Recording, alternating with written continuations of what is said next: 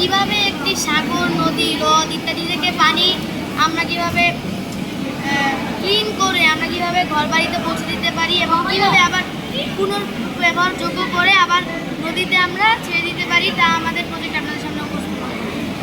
শুরুতে আমরা নদী থেকে পাম্পিংয়ের মাধ্যমে পানি সেডিমেন্টেশনে সংগ্রহ করব। এখানে যে পানির যে বড় বড় ময়লা আবর্জনা রয়েছে সেগুলোকে অবক্ষেপণ ট্যাঙ্কের নিচে স্থির হতে দেওয়া হবে। তারপর আমরা এটাকে নিব ডিকেন্টিং ইউনিটে, যেখানে অবক্ষেপণের হার বাড়াতে অ্যালুম যোগ করবে এবং এখানে যে পাথর বালি এগুলো রয়েছে এগুলো ক্লিন করবে।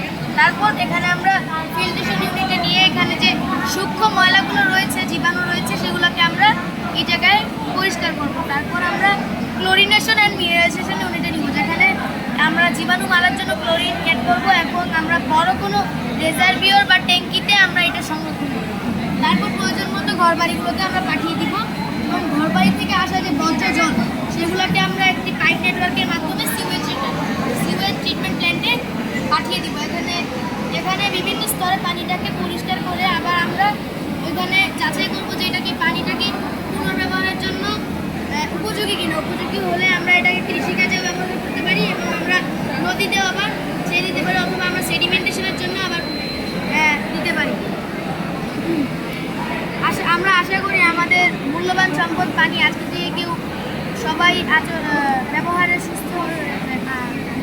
সুস্থ হবেন এবং আল্লাহ তোমার পিছে দেখো সুস্থ হবেন।